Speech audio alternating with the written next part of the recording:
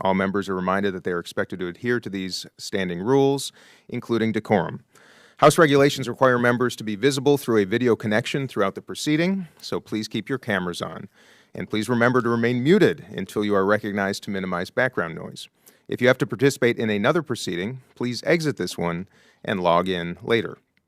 In the event a member encounters technical issues that prevent them from being recognized for their questioning, I'll move to the next available member of the same party, and I'll recognize that member at the next appropriate time slot, provided that they've returned to the proceeding. For those members and staff physically present in the committee room today, we'll continue to follow the most recent OAP guidance. Masks are no longer required in our meeting space for members and staff who have been fully vaccinated. All members and staff who have not been fully vaccinated are still required to wear masks and socially distance. I sincerely hope we do our part to protect each other and our staff. I'll move to my opening statement. The coronavirus pandemic may have been the most severe and widespread shock to the global economy in recent memory. It was a harsh reminder of the economic and social injury that come with being unprepared.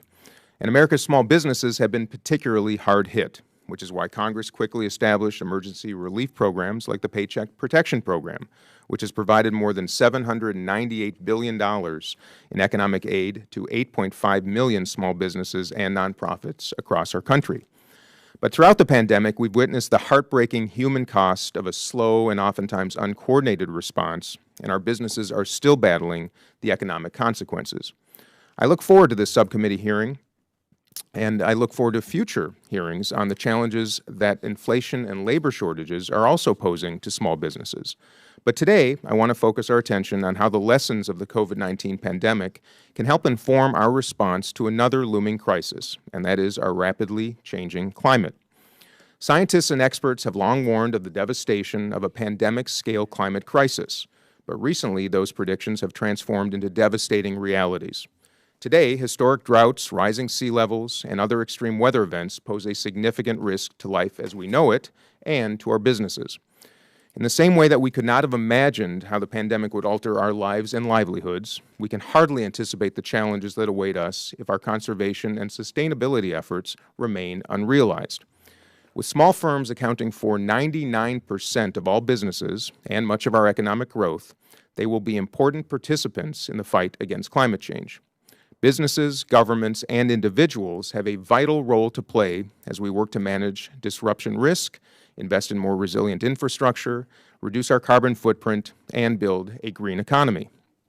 While short-term economic challenges such as unemployment, supply chain management issues, labor shortages, inflation, and shipping delays are important outstanding matters, global environmental threats only stand to worsen if these issues in the long term, and the fact of the matter is we must be solving for each and every one of them. This will present monumental challenges, but also immense opportunities. By innovating to go green, small businesses can help create new industries and great-paying jobs as part of the clean energy economy.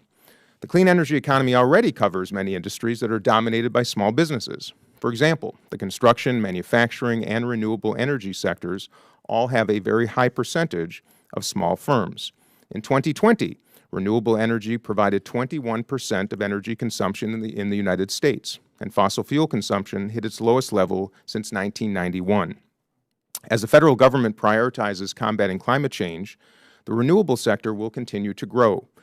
As the adoption of wind and solar and other renewable energy systems increase, small business owners stand to benefit. Going green also presents many benefits for small businesses on a micro level. Green energy is often the cheapest way to power a business, and switching to renewables can often boost an entrepreneur's bottom line. Small business owners who save money through energy efficiency improvements can reallocate it to capital expenditures to make their enterprises more competitive and profitable. Renewable investment can also uplift the American economy as a whole. Seizing on the opportunities the green economy creates can help revitalize America's energy production, manufacturing, and position America as a clean energy leader in the world. These benefits make it plain that the federal government must offer adequate incentives for businesses to go green. The SBA has a clear role in supporting the small businesses that want to make the transition to renewables. The agency already has several programs that supply small firms with capital to undergo business improvements, purchase assets, and rebuild after disasters. It is vital that we take a close look at these programs and find ways to optimize them to serve businesses that wish to switch to renewables or make other climate-related decisions. Investing in energy infrastructure improvements or preparing a business for future weather events can be costly endeavors, as we all know.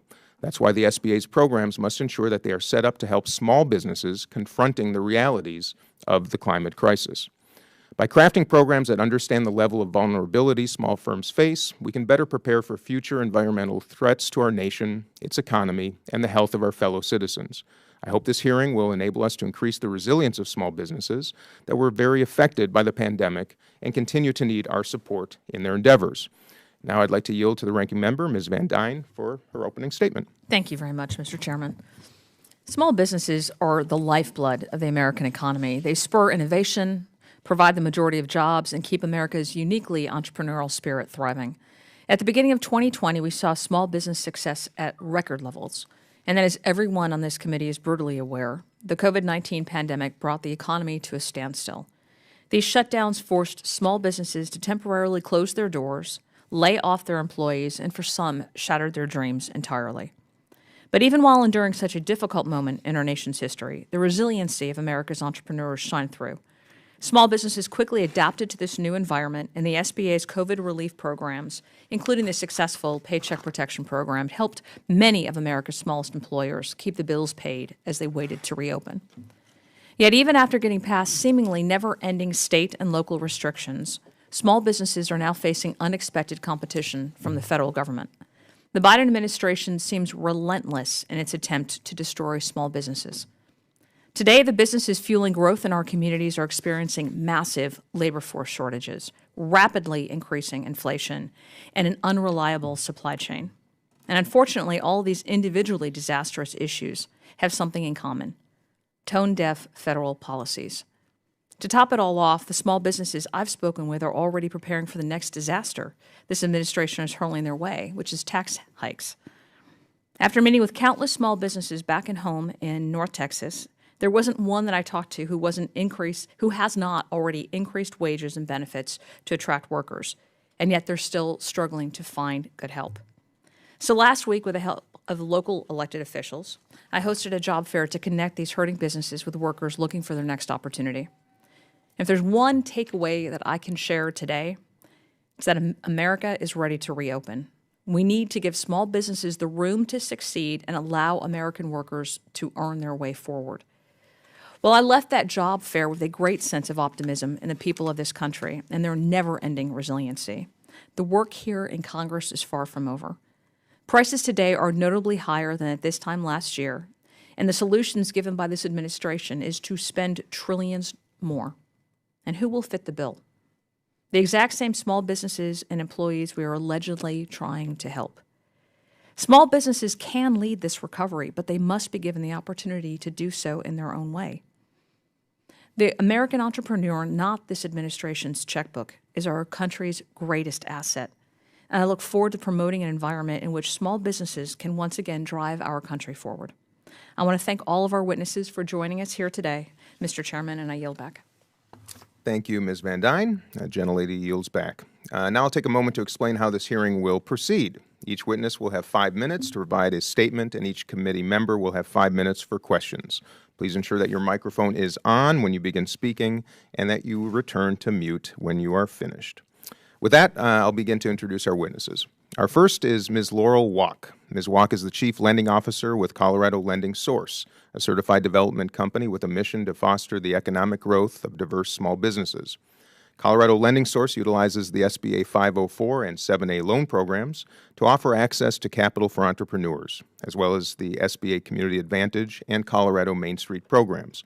Ms. Walk has assisted in the approval of over 1,400 SBA 504 loans, which have created more than 10,000 jobs and injected over $2 billion into the economy. We appreciate you being with us today, Ms. Walk. Our second witness is Mr. Rick Chapman, the General Manager of Sunnyside Marina on the St. Croix River in Minnesota and the President of the Midwest Marina Association, representing 25 marinas on the St. Croix River, the Mississippi River, Lake Minnetonka, and Lake Superior, with over 6,000 boaters. Mr. Chapman is also a resident of Bloomington, located in my district, Minnesota's 3rd. We appreciate you being with us today, Mr. Chapman. Our third witness is Dr. Lynn Abramson, the president of the Clean Energy Business Network, the small business voice for the clean energy economy, representing over 3,000 businesses in all 50 states. Dr. Abramson has a PhD in marine and atmospheric sciences from Stony Brook University, where her research on carbon cycle processes spurred her interest in advancing low-carbon energy solutions. We appreciate you being with us, Doctor. Now, Ms. Van Dyne will introduce her witness. Our fourth witness is Mark Glenn. Mr. Glenn is the owner and chief executive officer of 4 different fast sign locations in the Dallas area and one in Carrollton, Texas, which is actually in my district. Fast Signs is a banner and graphics sign company with franchise locations across the globe. Prior to being a franchisee's owner with his wife, Shawn, and employing approximately 30 workers, Mr. Glenn worked in the corporate headquarters office of Fast Signs in Carrollton, Texas. With a business management degree from Southeastern Oklahoma State University, Mr. Glenn brings an entrepreneurial spirit to his company daily. Mr. Glenn, we appreciate you taking time away from your busy schedule running 4 different small businesses, and I know your expertise as a business owner will be important as we continue to examine the small business ecosystem. I thank you for joining us this morning. I would like to welcome all of the other witnesses as well. I look forward to this morning's conversation, and I yield back.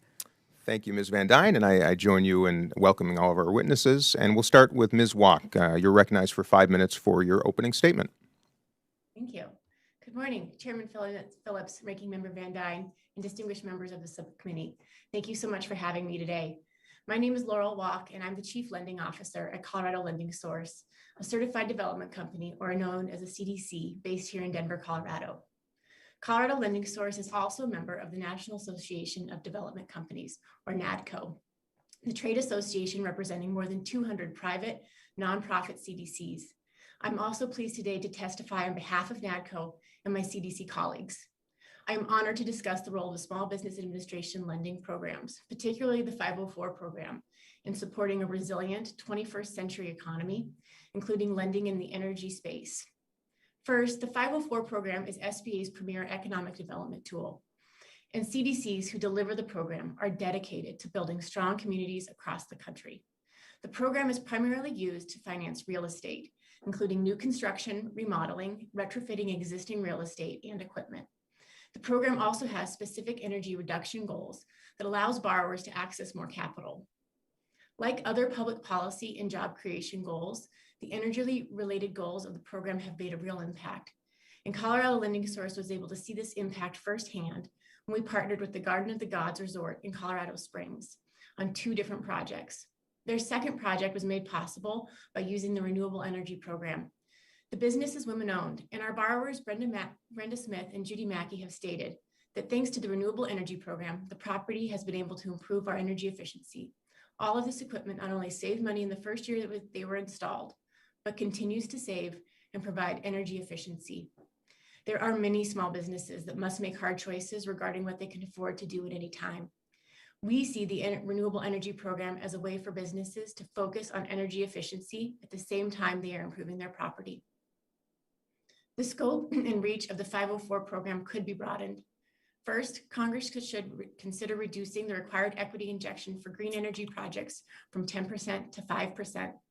This is something the Small Business Committee has already considered it and included for manufacturing loans in the bipartisan 504 Modernization and Small Manufacturer Enhancement Act of 2021.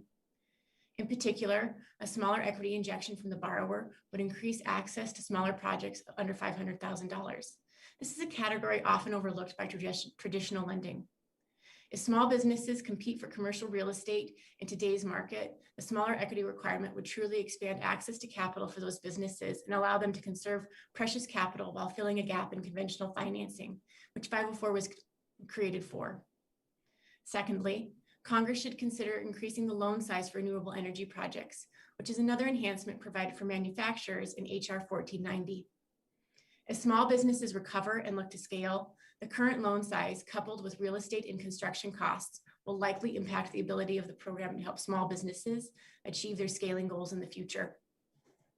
SBA's local district offices could also partner more actively with at least one resource partner, such as their local Small Business Development Center, to promote the benefits of implementing the alternative energy sources. There are also administrative changes the SBA could make. For example, there's an instituted cap of $16.5 million as the maximum amount of 504 loans for a borrower under the existing energy goals for the program.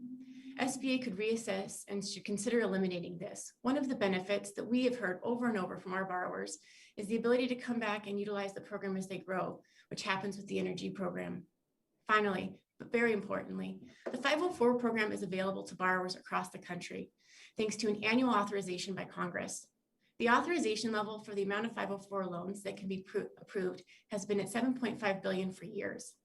The combination of recovering from the pandemic and the higher profile the SBA has created has resulted in high demand. As an industry, we are thrilled to be helping so many small businesses. However, we have real concerns about the possibility of reaching the $7.5 billion cap before the end of the fiscal year. If the program reaches the authorization cap, the program will shut down and we'll be unable to make any 504 loans. It's critically important the program be available to small businesses during this integral recovery period. The CDC industry supports efforts to provide flexibility for the administrator to increase the 504 authorization cap up to 15%, which is consistent with the 7A program. Thank you again for having me here today, and I look forward to answering any questions. Thank you, Ms. Walk. Now, Mr. Chapman, you are recognized for 5 minutes for your opening statement. Chairman Phillips and Ranking Member Van Duyn and members of the subcommittee, thank you for the opportunity to appear before you today to discuss the Small Business Administration's role in climate solutions. My name is Rick Chapman. I live in Bloomington and work in Stillwater, Minnesota, the land of 10,000 lakes. And like 70% of my fellow Minnesotans, I am an outdoor enthusiast. I am fortunate that I'm also able to further foster the enjoyment and protection of our great outdoors through my role as general manager and certified marina manager as Sunnyside Marina, a private marina on the St. Croix River. I also serve as the president of the Midwest Marina Association, representing 25 marinas on the St. Croix River, Mississippi River, Lake Minnetonka, and Lake Superior with over 6,000 boaters. MMA works collaboratively with the National Marine Manufacturers Association, the Association of Marina Industries, and the Marine Retailers Association of the Americas. Sunnyside Marina, along with other marinas on the St. Croix River, have been leaders in the state's Clean Marina program as part of a national program that encourages marina operators and recreational boaters to protect water quality by engaging in environmentally sound operating and maintenance procedures. I'm proud to report we were the first marina in Minnesota to install a water recycling system to capture, filter, and reuse the water we use to wash boats at the end of the season, helping to keep acids and metals out of the water. Led by the recreational boating industry, the outdoor recreation economy is a major contributor to the U.S. economy, accounting for 2.1% of GDP, $788 billion in economic output, and most importantly, 5.2 million American jobs. New powerboat sales in the U.S. increased last year by an estimated 13% compared to 2019, reaching a 13-year high. 415,000 first-time boat buyers entered the market in 2020. This rise in outdoor recreation has both showcased the popularity of such activities as a safe and fun way to spend time with loved ones and illuminated one of the most pressing issues facing our industry. We need resilient infrastructure that protects access to recreation and marine businesses and can adapt to our rapidly changing climate.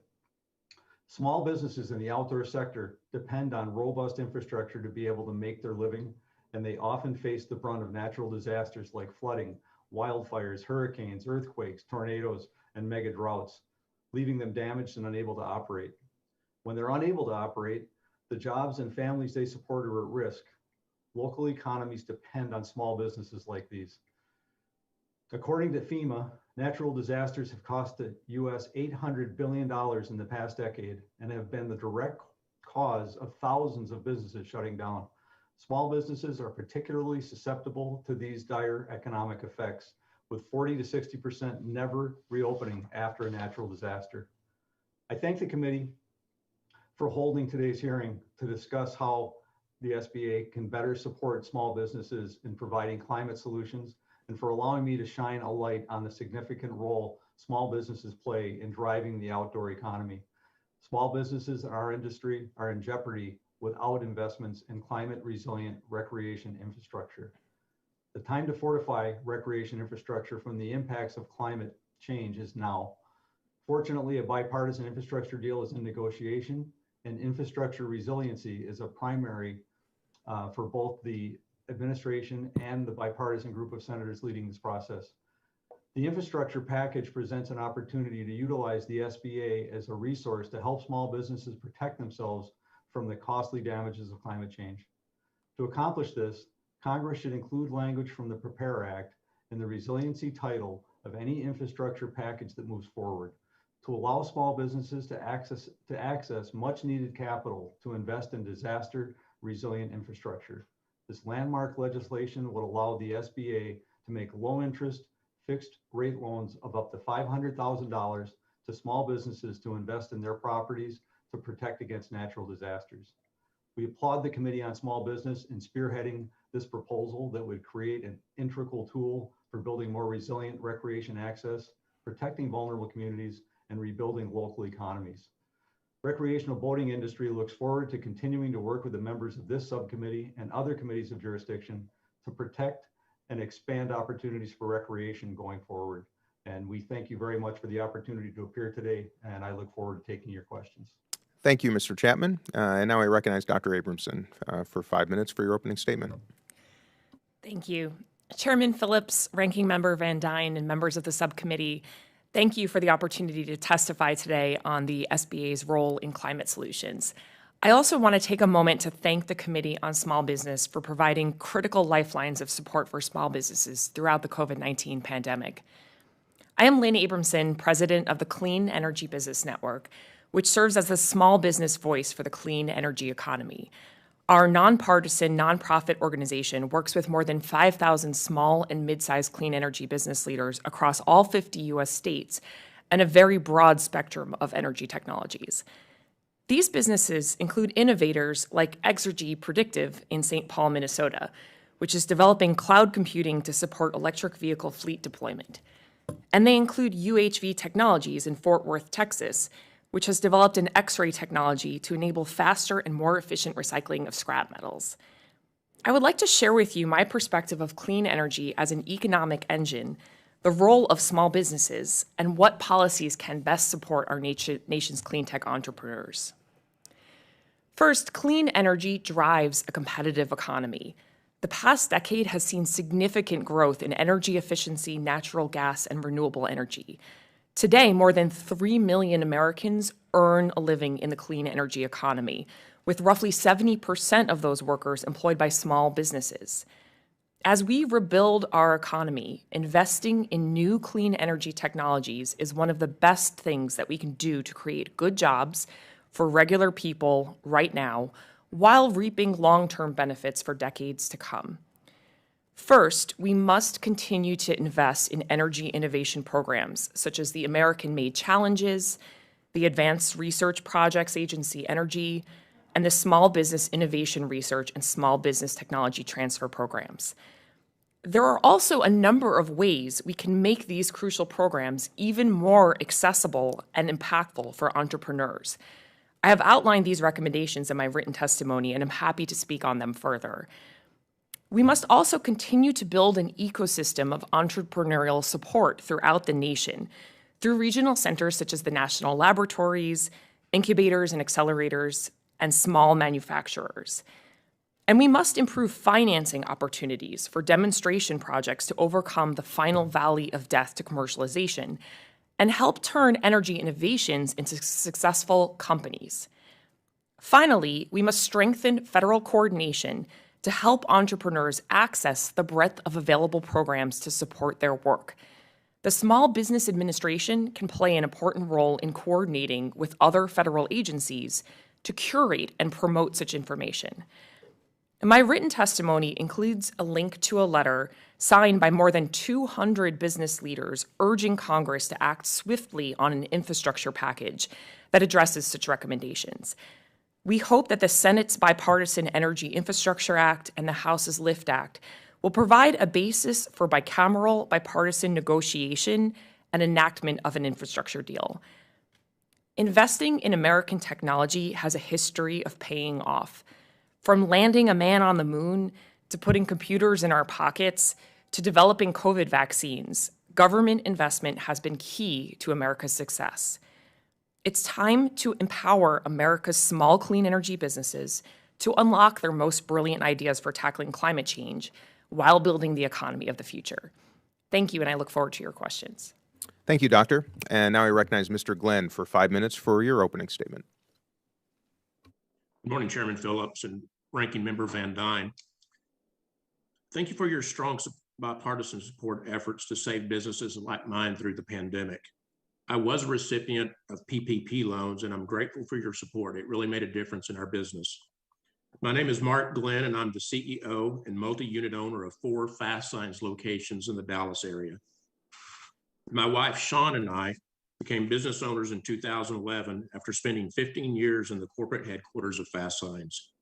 Fast Signs is a sign and visual graphics company and is the sign industry's leading franchise system. The system is 100% owned by franchisees just like me. I do believe that all stakeholders, including small businesses, have a role to play in the responsible, sustainable stewardship of our planet.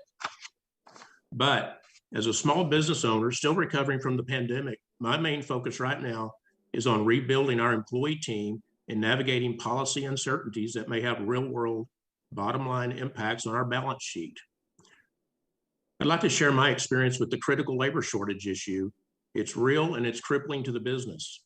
My 4 locations generally have 28 to 30 staff. I currently have 4 open positions that can't be filled right now due to a lack of quality applicants. That's roughly 10% of my workforce is unfilled. I strive to be an employer of choice through competitive wages and career building opportunities. These are good paying jobs in a strong industry with a career that can be built upon. We've made extraordinary efforts to recruit and hire talented candidates. Not only have we posted job openings on traditional online job platforms and on social media, but we're offering referral incentives and joining local job fairs like the one recently hosted by Ranking Member Van Dyne. My on-the-ground experience is that the expanded unemployment insurance is keeping people home right now. I fully understand and I appreciate that there are continued childcare challenges as we come out of the pandemic, but my firsthand real-world experiences that candidates are sharing during these hiring processes. The staffing shortage is without a doubt my biggest hurdle to meet customer service and market needs. I'm worried about potential tax increases and threats to the franchise business model. Policy uncertainties have real-world impacts because our everyday business decisions rely on uncertainty. For those of us outside of Washington, D.C., we often hear about potential tax increases associated with infrastructure, spending, or budget debates. I want to emphasize that increasing taxes on small businesses can take the lifeblood needed to help with this recovery. This forces us to take cash and allocate to taxes rather than increasing pay for staff or creating promotional opportunities for our employees. As you know, small businesses' incomes appear on their personal tax return. There's a real difference between a hedge fund manager's tax return showing over $1 million in income where 0 jobs are created, and a small business owner that shows a profit that is essential to take risk and create jobs. I'm concerned about the House's support for the PRO Act and how close this bill is to becoming law. I'm concerned about how franchise brands will react to the increased liability. Franchise contracts come up for renewal. Franchise brands will be encouraged to convert locations into corporate locations. These policies hurt small business owners the most. I welcome the opportunity to work with you to find a better solution for workers and business owners. The franchising sector needs certainty and should be supported, especially because it provides wealth building opportunities that are important for underserved communities. Franchising is also good paying jobs. In my written testimony, I included a new study by IFA and Oxford Economics that shows a wage and benefit premium associated with franchise jobs in certain industries. 32% of respondents also said they wouldn't be business owners without franchising, which translates to about 60,000 small businesses across the economy. That percentage was even higher for women-owned and first-time business owners. Franchisees also have material higher sales on average than independent small businesses, including among women and people of color. Together, I truly believe we can build a stronger economy if the right policy environment is provided. Thank you again for allowing me to testify today, and I look forward to your questions. Thank you, Mr. Glenn, and gratitude to all of our witnesses for being with us today and for your work and engagement on this issue. I'll begin by recognizing myself for 5 minutes, and my first question is to you, Ms. Walk. You spoke of the 504 program, which of course has accelerated in the post-pandemic economy as businesses and optimism have improved. But you referenced that we may be hitting the $7.5 billion cap sooner than expected, which would cause the program to shut down before the end of the fiscal year. So could you elaborate for our committee how a 504 program shutdown would impact the ability of small businesses to access affordable growth capital? Yeah, absolutely. Thank you for your question. Yes, since the recovery, 504 volume has been higher than we've seen in a long time. And we've seen more and more businesses taking advantage of the program with its low interest rates and long-term fixed rate for the borrower. It's very attractive for businesses that are looking to purchase real estate. Overall, nationwide, we're up 37% in volume, which just shows the appetite of businesses that are looking to make that commitment and purchase a building and really recover from the pandemic robustly. If the program were to shut down, all of those businesses would be in a waiting pattern until the program reopened in October, and that would be very detrimental for our businesses. Businesses that are out trying to purchase real estate are competing with investors and other entities that have more cash. They're constantly being told that if they don't meet their closing deadlines, they won't get the property. If there's a delay in how they get their financing, or worse, if they aren't able to get the financing they were planning on with a lower equity requirement, they'll lose the business, they'll lose the property, and they could seriously impact their business. One of the wonderful pieces of the 504 program is that it allows borrowers to bring 10% equity injection to the project. Typically on a conventional commercial real estate loan, you're seeing that in the 20-25%. So that savings of capital is so critical for our businesses.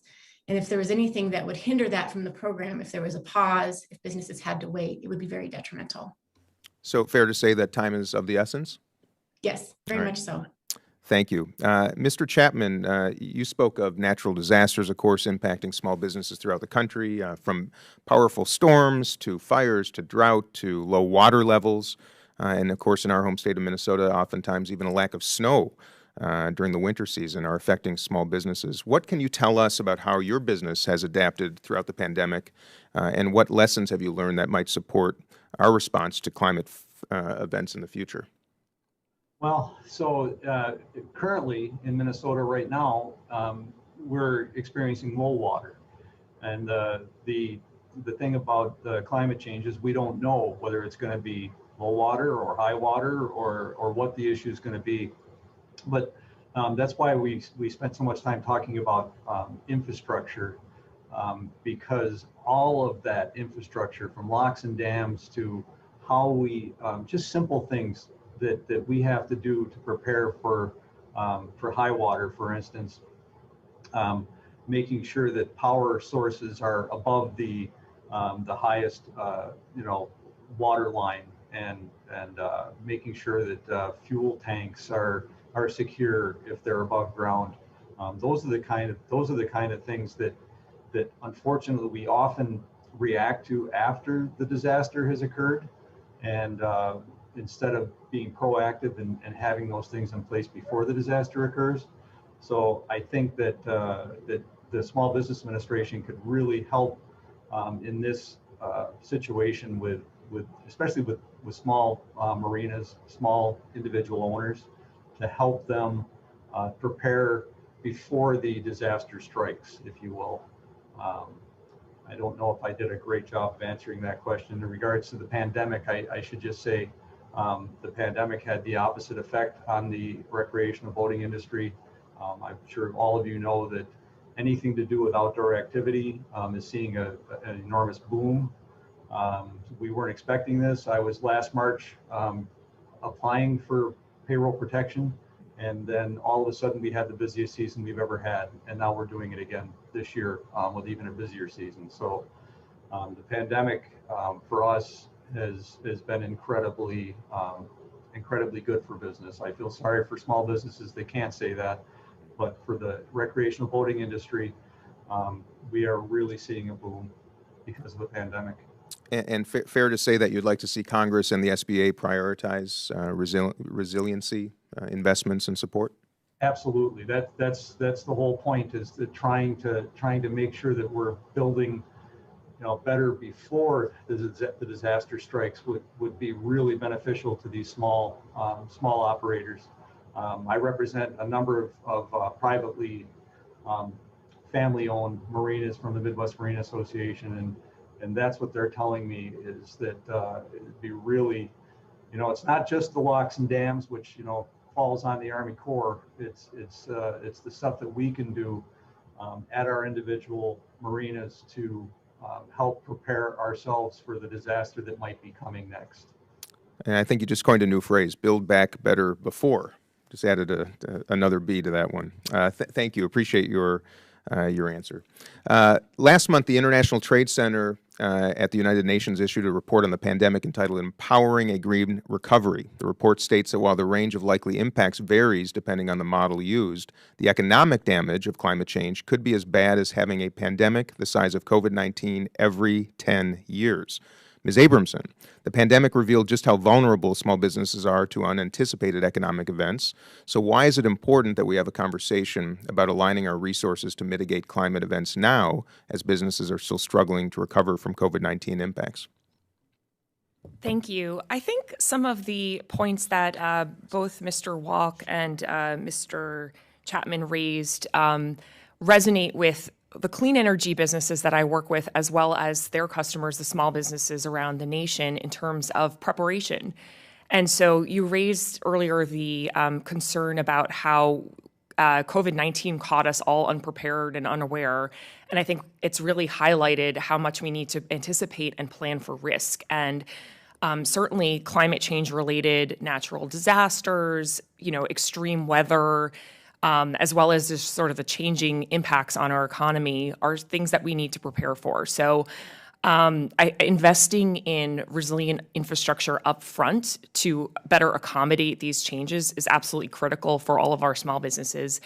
And I think in addition to the general impact that it will have on our economy and in helping businesses of all sizes prepare for these extreme weather events, it also helps to generate new industries and jobs. And so we actually saw that prior to the COVID-19 pandemic, the clean energy industries were the growth sectors of the U.S. energy economy, and we're adding all sorts of new diversified technologies to our portfolio and generating some very high-paying jobs in the process. So I think that we can really achieve a double benefit by investing in clean and resilient technology that not only helps us better withstand some of the stressors on our economy, but also helps to generate new industries. Thank you, and forgive me, my time is long expired. Forgive me. I'm going to turn it over to Ms. Van Dyne for 5 minutes. Great. Or 3 minutes. Thank you very much.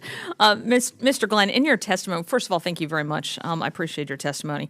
You state that the primary challenge we as small business owners face with staffing has come from the expanded unemployment benefits, which has become a small business owner's biggest hurdle to recruiting and hiring candidates.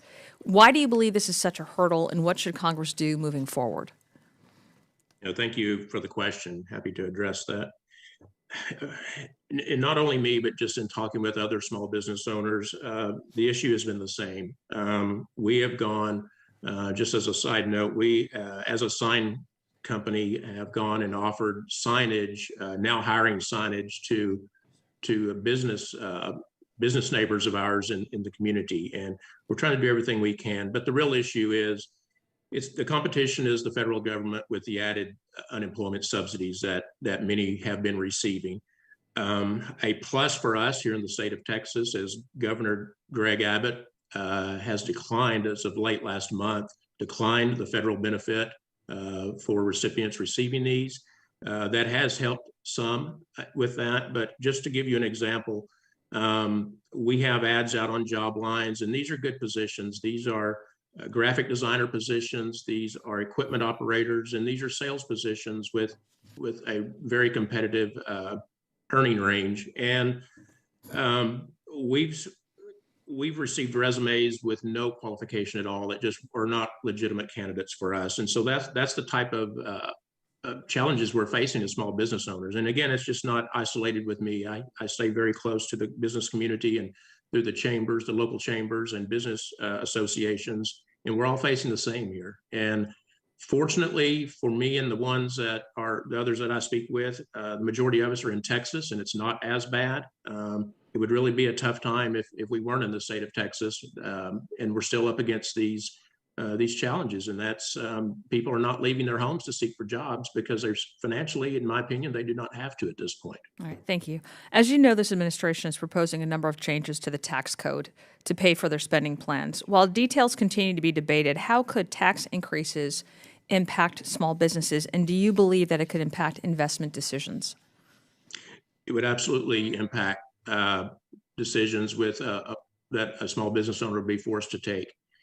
It would be critical for us that that cash would be at the expense of the operation of the business, the investment into our employees, the additional training. With the taxes we currently pay, I look at the taxes that I pay each year, and if I knew that money didn't have to go to those areas, I think of all the other things that I could do to improve the business, to add more jobs. So it's very concerning if with the uncertainty of any new taxes coming to us, that we as small business owners would shoulder the burden of those payments. It's very concerning. Can you talk about the impact of rising costs and inflationary pressures on small businesses that operate on the margins as yours does? And do you think Congress should avoid policies that would increase inflation? Congress should avoid that by all means. Let capitalism work at its best and with free flowing without any interference. We have seen with our materials, specifically our plastic materials made to create signs are petroleum based in many cases. We've seen increases along those around 30% so far, and it's still coming up. Not only the increases, but shortages.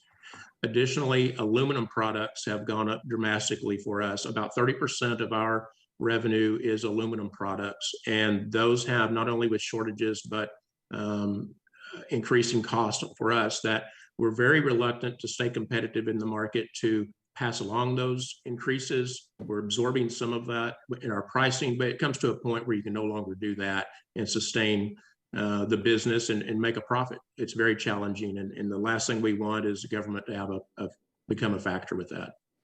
We've discussed a number of challenges facing small businesses today, from labor shortages to inflation to taxes. The topic of today's hearing is the SBA's role in climate solutions. When you think back on the last year, where did the climate issue rank in your list of concerns? And do you think the SBA should be focusing on it over items like access to capital and labor issues? If I look back at the past 16 months, or basically all of 2020, the environmental issues would rank relatively low, considering the other issues that were much more urgent as a result of the pandemic. And these were things that, as a small business owner, we, in many cases, had to totally reshape our business model. I was very fortunate that we were buffered by some of that with COVID-related signage. We did have some nice projects that kept people employed, but at the height of the uncertainty, we were making those adjustments as well. So any climate issues, they were not top of mind with not only just me, but other small businesses outside my industry as well. It's not something that we were forced to deal with at the time. It was more, how do we react and adjust our business to the uncertain economy of the past 12 months. Thank you, sir. The gentlelady's time has expired. Now I recognize the gentlelady from California, Ms. Chu, for 5 minutes. Dr. Abramson, as the clean economy rebounds from COVID and resumes its enormous growth across the country, it will be especially important to ensure that we have a trained workforce that can quickly step into skilled, high-paying union jobs in the green economy. And we have an incredible opportunity to do that through President Biden's Americans Job Plan, especially through a new civilian climate corps. That's why I introduced HR 4220, the National Climate Service Corps and Careers Network Act of 2021, which would create a new program under AmeriCorps to complete climate-related projects. But most importantly, this bill will also create a new climate careers network to connect participants with high-paying long-term careers using the skills they acquired in the Corps.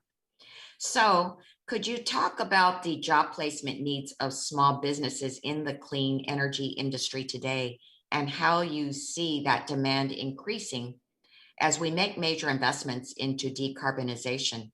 How can both a climate service corps and a dedicated climate careers network help clean energy small businesses find qualified and trained green energy workers?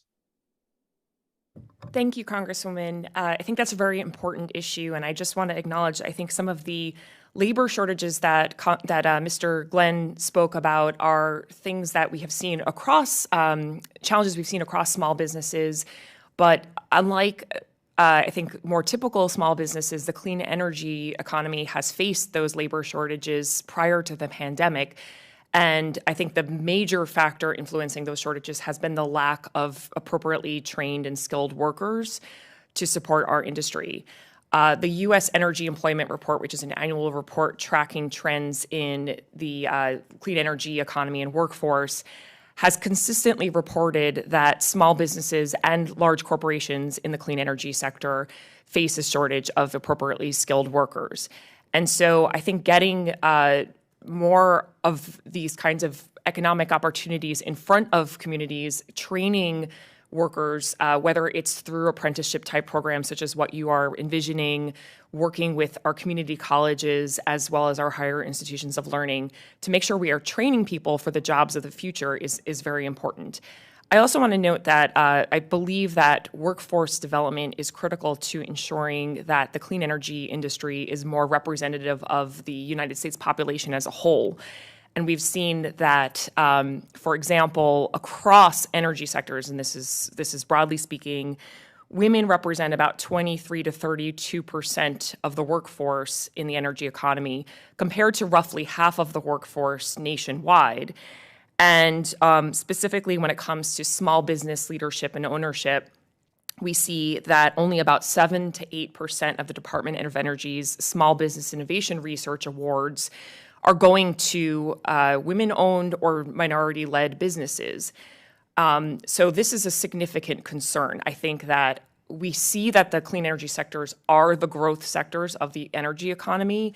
And if we don't make sure that these are inclusive sectors, then we will definitely be leaving whole segments of our population out of that potential for economic growth. Thank you for that. Mr. Chapman, I'm so glad that you are here to talk about the importance of community resiliency for the small business economy. We know that climate-caused disasters are increasing and having a terrible, disproportionate impact on small businesses. In California, my state, wildfires in 2018 caused $150 billion in economic damage. And now that the state faces a historic drought, we have to prepare for a fire season that could be even more damaging.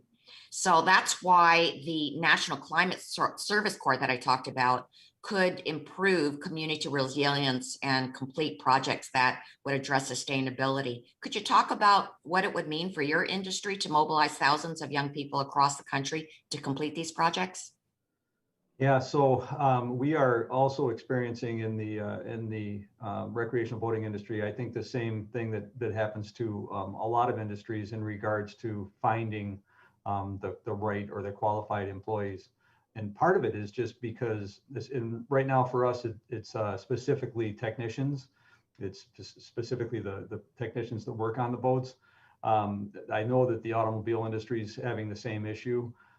But trying to find those kind of skilled people just to come into the industry is very, very difficult. So a program like what you're talking about, which should potentially bring young people into an industry that we're having a hard time getting young people to come into, would be extremely, extremely beneficial. Thank you. I yield back. The gentlelady yields back, and now I recognize the ranking member on the subcommittee on underserved agricultural and rural business development, Mr. Hagedorn, the gentleman from Minnesota. Thanks, Mr. Chairman. I appreciate that. I agree with Ranking Member Van Dyne. I think this hearing's a little bit off track. We should probably be focusing more on the supply chain issues, labor shortages, and things that are really affecting our small businesses now. And frankly, I don't think there's any discernible positive outcome that anybody can point to as to these changes that people are talking about making.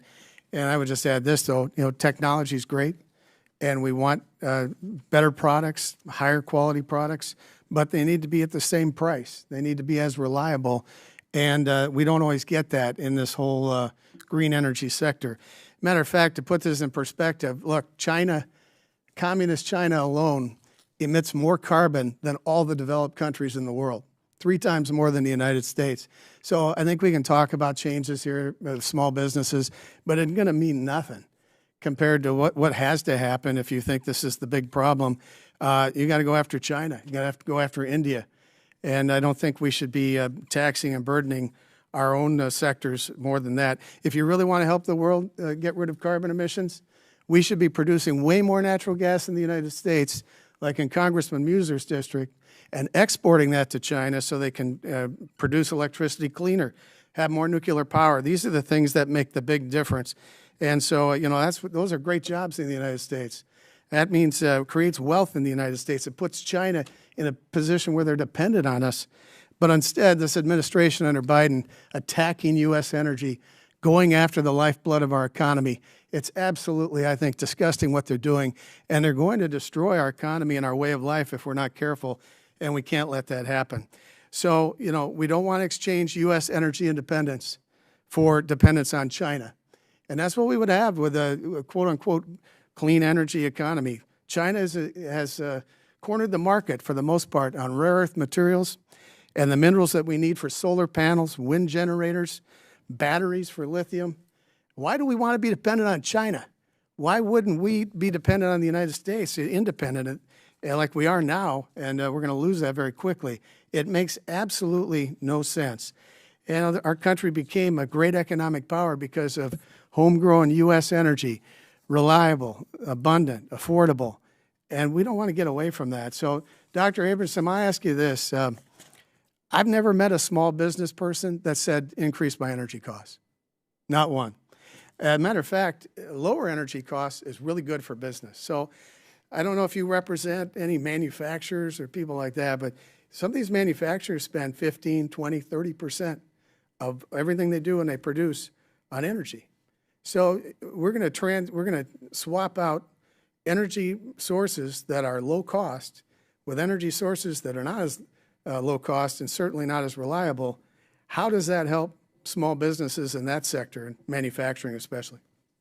Thank you, Congressman. And I agree with you. I think that reducing energy costs is critical for small businesses and manufacturers. And we actually, frankly, have a lot of manufacturers of clean energy technologies within our network, and they are consumers of energy as well. That's a piecemeal thing. If you're talking, the policies that the Democrat Party is talking about are top-down Washington, D.C. policies that are going to pick winners and losers in the energy sectors. And they're going to swap out all sorts of traditional technology for new technology. The new technology is not as reliable. The new technology is much more expensive. And you can't even do it on a grand scale today. It's not even feasible. If you went and did it today, we couldn't produce the electricity that we needed. So, I understand you can have a business that puts up solar panels or something, and you can say that's cheaper. But we're talking about the whole economy, and we're talking about our whole energy sector. How is that going to be good to increase energy prices for our small businesses?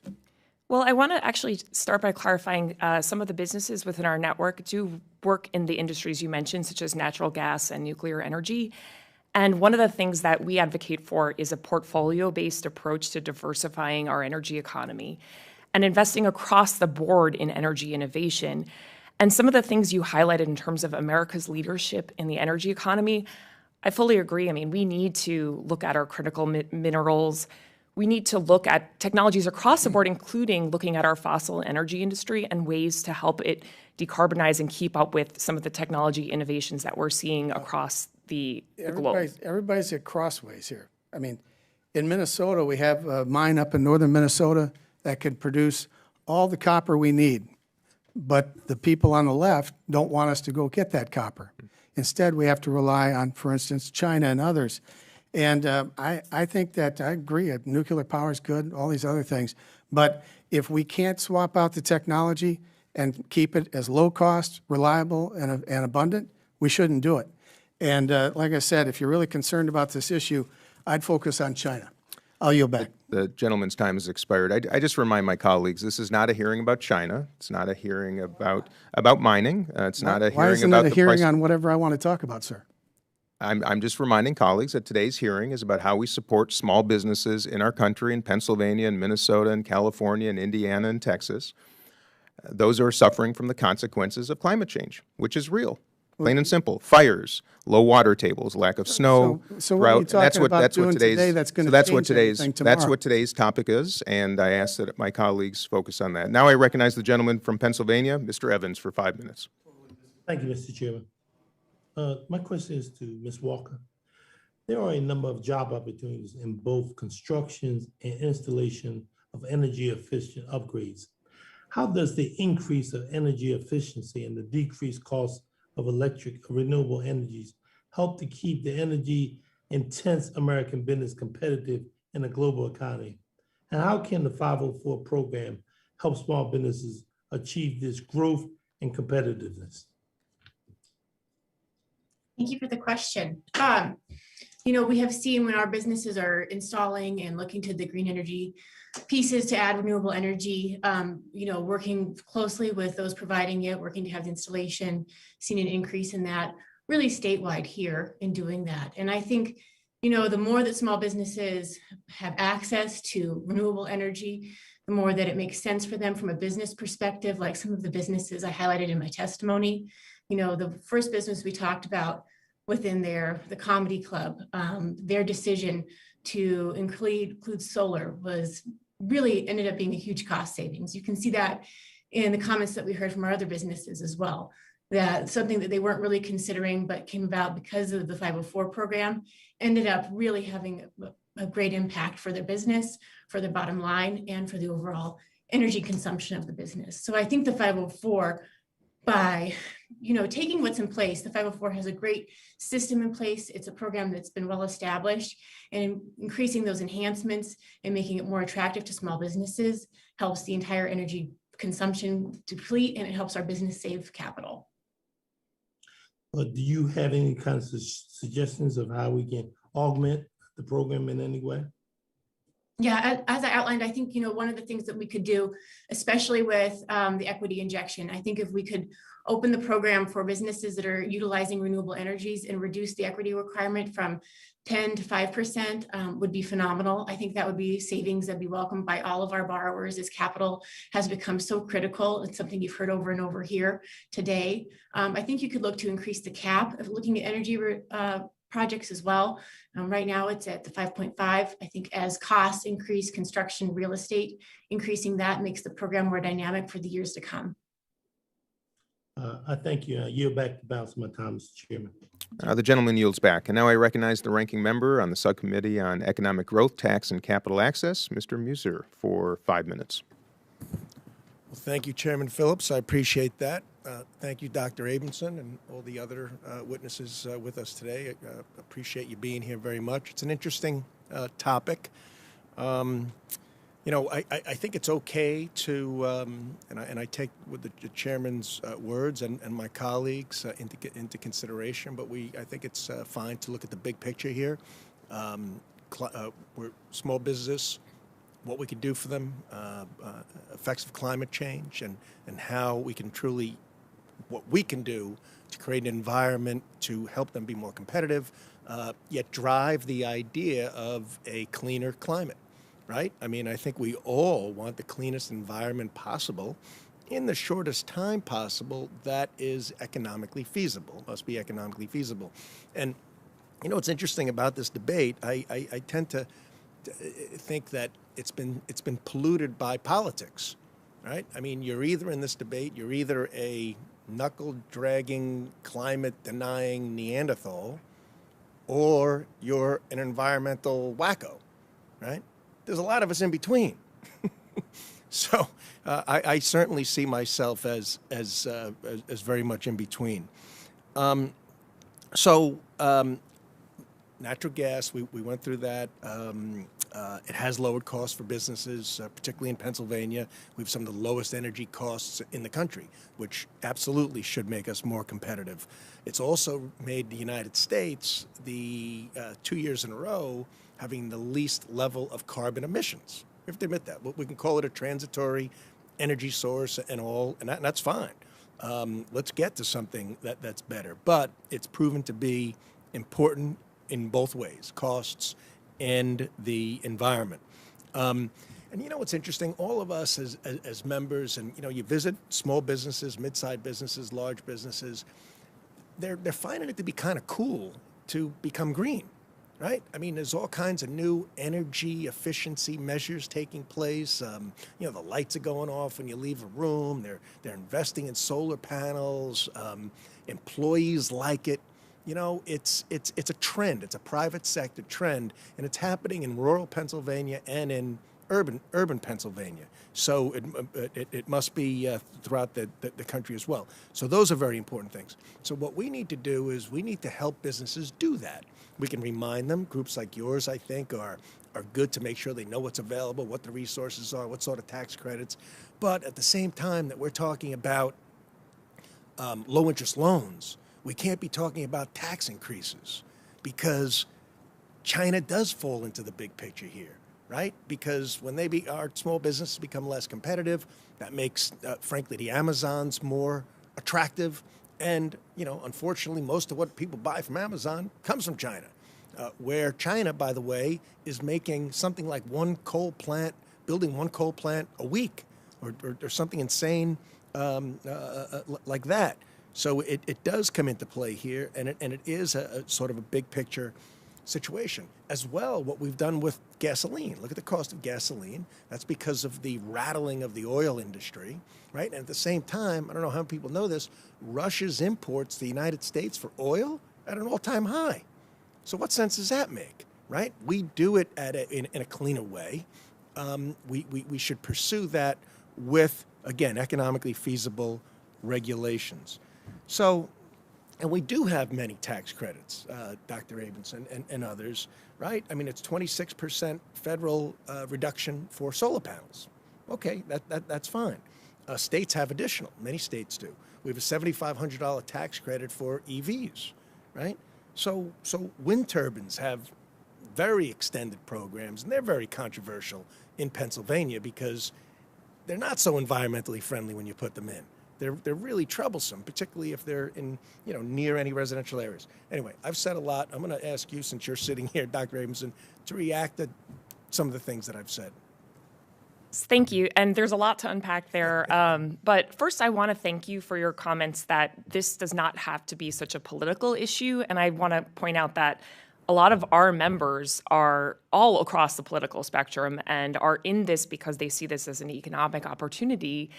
And you talked about some of that, and I want to highlight that, yes, natural gas has played a huge role in the decarbonization of our economy, as well as the growth of affordable clean energy. And we really believe that setting goal-based approaches for what directions we want to see in terms of decarbonization, as well as affordability and reliability and resilience, and then allowing different technologies to compete in that market is really the way to get there, rather than necessarily picking winners and losers.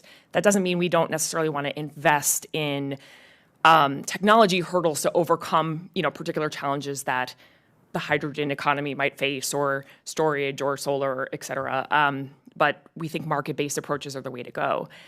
But on the tax code issues, I mean, we have focused more on the incentive side of things, and I do believe that the clean energy tax incentives have been critical for fostering market pathways to help reduce the costs of these technologies, and really gets them to the point where now increasingly the cleanest sources of energy are becoming the cheapest. And I'm really interested to see the conversations going on in both the House and Senate, and in fact, in the House in quite a bipartisan manner, looking at potential pathways down the road where we can encourage sort of technology neutral, goal-based approaches to the tax code.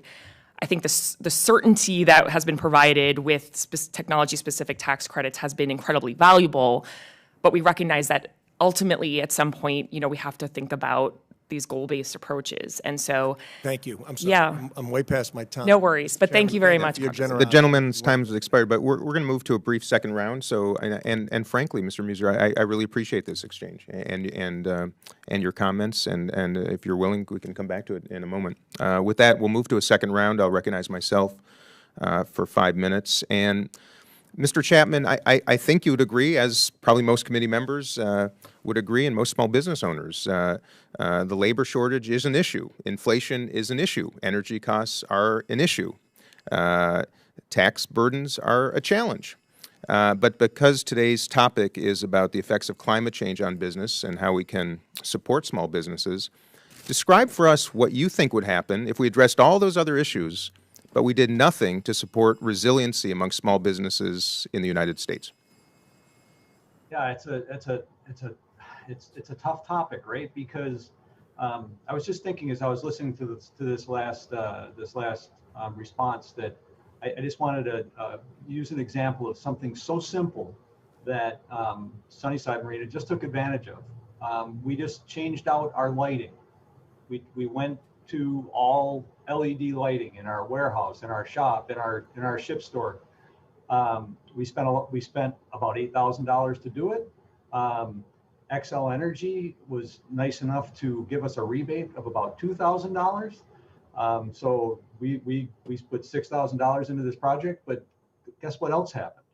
We lowered our electric bill by $200 a month, which obviously is going to pay off quickly, right? So, these are simple things that can be accomplished without, really changing the world. But in regards to how we look at climate change and how we look at what kind of things can happen to us, again, we're in a low water situation right now. We literally have boats in St. Paul, Minnesota, that are in their slips, sitting on the ground. They don't have enough water to float. That's obviously a dredging issue.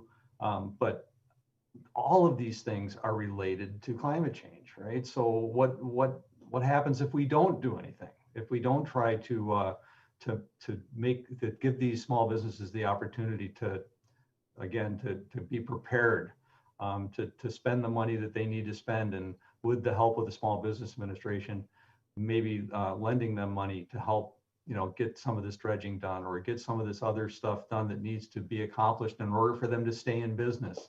We'd hate to see these small businesses not be able to succeed simply because we don't want to address the issue just because it might be related to climate change. I appreciate it, Mr. Chapman.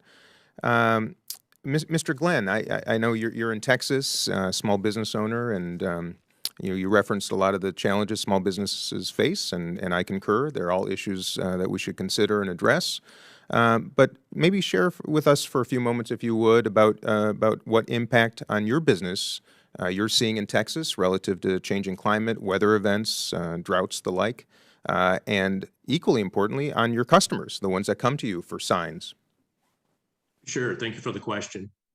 One of the things we've seen and observed is we've directly been impacted with some of the things, and one of the most recent impacts from climate-wise was the winter storm that Texas faced in February. We were closed, along with most other businesses. We were closed for over a week, so that definitely hurt things. We had to be innovative on how we reacted to that. We set people up remotely for work environments and tried to make do as best we could with the business.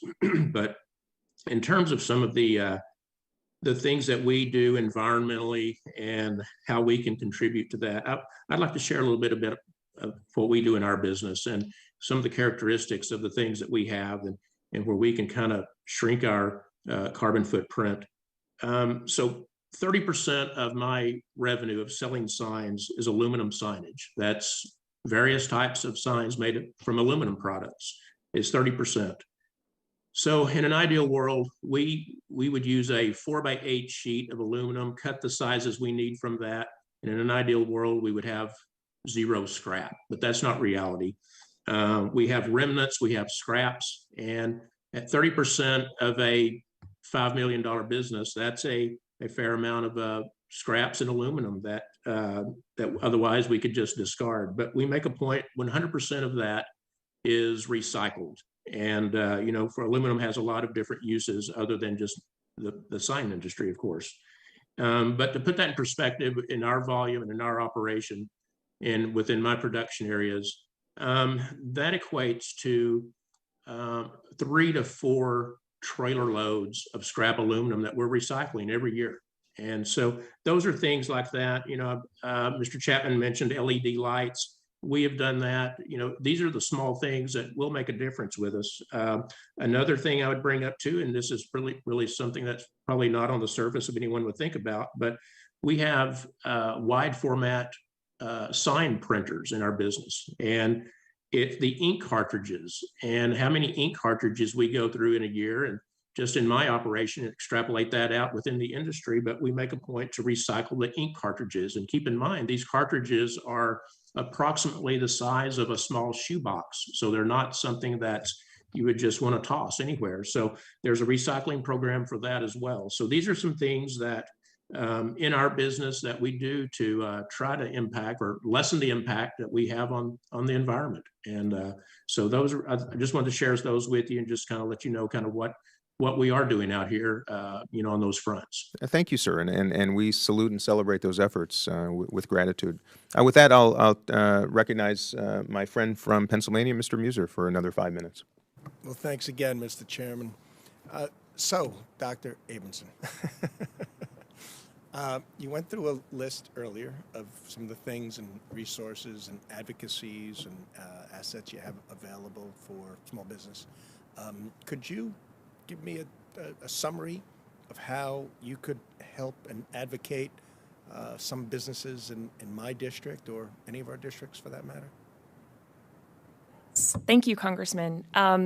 So I think one of the important things we've talked about is trying to help make energy affordable for all small businesses. And I think some of the programs that we discussed today, 504, other sorts of financing assistance for modernizing energy infrastructure and ensuring that our small businesses are getting the most out of their money is really critical. And we see those kinds of assistance programs provided at the federal, state, and utility level.